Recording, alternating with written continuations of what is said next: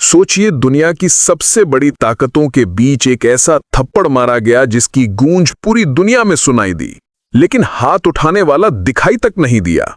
ये कहानी है एक ऐसी दोस्ती की जिसमें अचानक अविश्वास का जहर घुल गया। दो बहुत पुराने और गहरे दोस्त, अमेरिका और जापान, एक बहुत बड़ी डील करने वाले थे। कोई छोटी मोटी रकम नहीं, बल्कि पूरे 500 अरब डॉलर की बात थी। एक ऐसा समझौता जो दोनों देशों की किस्मत बदल सकता था। सब कुछ तय हो चुका था, बस आखिरी दस्तखत होने बाकी थे। लेकिन फिर अचानक कुछ ऐसा हुआ कि जापान ने आखिरी मौके पर अपने कदम पीछे खींच लिए। उन्होंने अमेरिका को साफ साफ मना कर दिया। और जानते हैं सबसे हैरान करने वाली बात क्या थी? ये सब ठीक उसी वक्त हो रहा था जब भारत के प्रधानमंत्री नरेंद्र मोदी जापान की धरती पर कदम रख चुके थे। क्या ये सिर्फ एक व्यापारिक सौदा था जो टूट गया, या फिर ये दुनिया के बदलते हुए समीकरण का एक बहुत बड़ा इशारा था, जहां भारत एक नई कहानी लिखने के लिए तैयार बैठा था?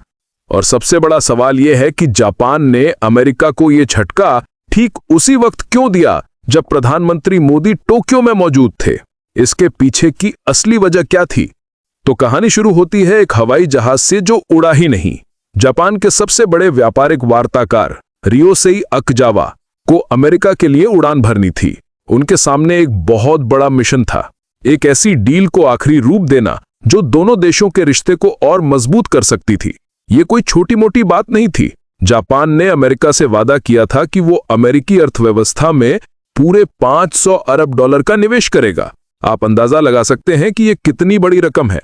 जापान बस एक छोटी सी चीज चाहता था, वो ये कि अमेरिका जापान के सामान पर जो भारी भरकम टैक्स लगा रहा है, जिसे टैरिफ कहते हैं, उसे थोड़ा कम कर दे। सुनने में तो ये एक सीधा साधा सौदा लगता है ना? हम आपके देश में पैसा लगाएंगे, आप हमारे सामान पर टैक्स कम कर दो, दोनों का फायदा। लेकिन यहीं पर कहानी में एक ऐसा मोड़ आता है जिसकी किसी ने उम्मीद नहीं की थी। अमेरिका के राष्ट्रपति थे डोनाल्ड ट्रंप, और वो अपने अटपटे फैसलों के लिए जाने जाते थे।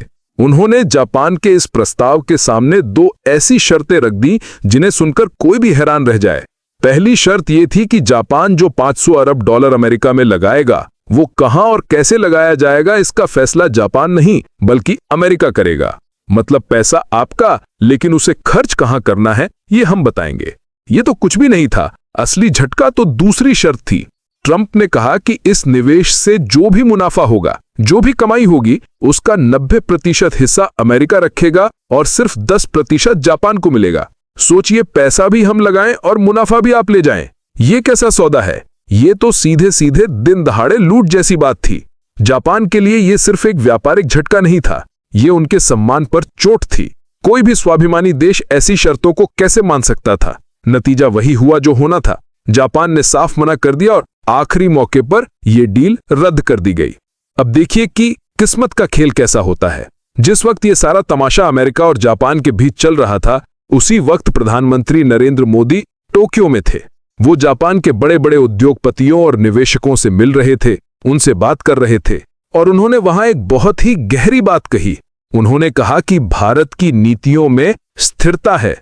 उन्होंने ये नहीं कहा कि अमेरिका की नीतियां खराब हैं या अस्थिर हैं। उन्होंने सिर्फ अपने देश की तारीफ की कि भारत में अगर कोई निवेश करता है तो उससे भरोसा रहता है कि नियम कानून अचानक नहीं बदलेंगे। अब कूटनीति की दुनिया में कुछ बातें कही नहीं जाती, सिर्फ समझी जाती हैं। मोदी जी का ये कहना कि हम स्थिर हैं, इसका सीधा सीधा मतलब ये निकाला गया कि कोई और है जो अस्थिर है, और वो कोई और कौन था ये पूरी दुनिया जानती थी। ये ठीक वैसा ही था जैसे मोदी जी लक्षद्वीप गए और कहा, आइए हमारे देश में कितनी खूबसूरत जगह है, इसे देखिए। उन्होंने एक बार भी मालदीव का नाम नहीं लिया, लेकिन मिर्ची मालदीव को लग गई। ठीक उसी तरह यहां भी उन्होंने सिर्फ भारत की स्थिरता की बात की और चोट सीधा अमेरिका को लगी। उन्होंने दुनिया को एक संदेश दे दिया था कि जब एक ताकतवर देश अपने दोस्तों के साथ ऐसा बर्ताव कर रहा है, तो भारत एक भरोसेमंद साथी बनकर खड़ा है। ये एक ऐसा दांव था जिसने दुनिया की बिसात पर भारत की अहमियत को और भी ज्यादा बढ़ा दिया था। इस पूरी घटना का सबसे बड़ा असर खुद अमेरिका पर पड़ रहा था। धीरे धीरे वहां के लोगों और नीति निर्माताओं को यह एहसास होने लगा था कि कुछ तो गड़बड़ है। आप कह सकते हैं कि भारत गलत है, आप कह सकते हैं कि रूस और चीन आपके दुश्मन हैं, लेकिन जब आपका सबसे करीबी दोस्तों में से एक जापान आपके मुंह पर आकर मना कर दे, तो आपको सोचना पड़ता है कि क्या पूरी दुनिया ही गलत है या फिर कमी आपके अंदर है। डोनाल्ड ट्रंप ने अपने देश के लोगों को, अपने समर्थकों को ये यकीन दिला दिया था कि पूरी दुनिया अमेरिका का फायदा उठा रही है और वो अकेले हैं जो अमेरिका के हितों की रक्षा कर रहे हैं। जापान वाला मामला तो इसका जीता जागता सबूत था। वो कह रहे थे, देखो जापान हमारे देश में पैसा लगाना चाहता है, लेकिन वो भी हमारे फायदे को कम करना चाहता है। लेकिन असलियत ये थी कि उनकी अमेरिका फर्स्ट यानी सबसे पहले अमेरिका की नीति अब अमेरिका अलोन यानी अमेरिका अकेला में बदल रही थी। वो दोस्तों को भी दुश्मन बना रहे थे। और यहीं पर भारत की भूमिका और भी दिलचस्प हो जाती है। प्रधानमंत्री मोदी का जापान दौरा कोई अकेली घटना नहीं थी। इस दौरे के ठीक बाद उन्हें चीन जाना था, ब्रिक्स देशों के शिखर सम्मेलन के लिए। ब्रिक्स यानी ब्राजील, रूस, भारत, चीन और दक्षिण अफ्रीका का समूह। ये वो देश हैं जिन्हें अमेरिका अपना प्रतियोगी या विरोधी मानता है। और उस सम्मेलन में रूस के राष्ट्रपति पुतिन भी आने वाले थे। अब आप खुद सोचिए, ये अमेरिका की कैसी रणनीति थी कि जिन देशों को आप अपना दुश्मन कह रहे हैं, आप अपनी ही नीतियों से उन्हें एक दूसरे के और करीब ला रहे हैं, उन्हें एकजुट कर रहे हैं। एक तरफ आप जापान जैसे दोस्त को नाराज कर रहे हैं और दूसरी तरफ भारत को ब्रिक्स जैसे मंच पर और मजबूती से खड़ा होने का मौका दे रहे हैं। ये अपने ही पैर पर कुल्हाड़ी मारने जैसा था। ये पूरी दुनिया देख रही थी और खासकर वो छोटे देश जो अक्सर बड़ी ताकतों के दबाव में रहते हैं। वो सब चुपचाप बैठकर ये देख रहे थे कि कैसे जापान ने अमेरिका को ना कहने की हिम्मत दिखाई।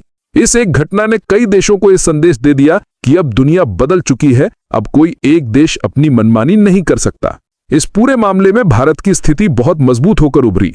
जहां एक तरफ अमेरिका की साख पर सवाल उठ रहे थे, वहीं भारत एक ऐसे देश के तौर पर सामने आ रहा था जिसकी नीतियां स्थिर हैं, जिसकी दोस्ती भरोसेमंद है और जो सबके साथ मिलकर आगे बढ़ना चाहता है। जापान का वो $500 अरब का निवेश जो अमेरिका नहीं गया, उसके लिए भारत जैसे बड़े और स्थिर बाजार का दरवाजा हमेशा खुला था। मोदी जी ने जापान में बैठकर सिर्फ एक भाषण नहीं दिया था, उन्होंने दुनिया को भविष्य की एक झलक दिखा दी थी।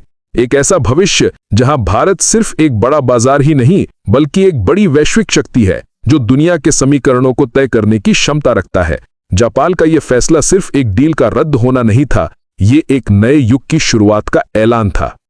तो इस पूरी कहानी से आप क्या सोचते हैं? क्या एक देश का अपने हितों को सबसे ऊपर रखना गलत है, या फिर दोस्ती और विश्वास की कीमत किसी भी व्यापारिक सौदे से बढ़कर होनी चाहिए? आपकी राय क्या है? नीचे कमेंट्स में जरूर बताइएगा। आपकी राय हमारे देश के लिए बहुत जरूरी है। एक छोटी सी विनती है, बस 1 सेकंड निकालकर ये लाइक बटन दबा दीजिए और चैनल स्टोरी प्ले को सब्सक्राइब कर लीजिए। आपका तो बस 1 सेकंड लगेगा, लेकिन हमारे लिए ये बहुत बड़ी मदद होगी। हर हर महादेव।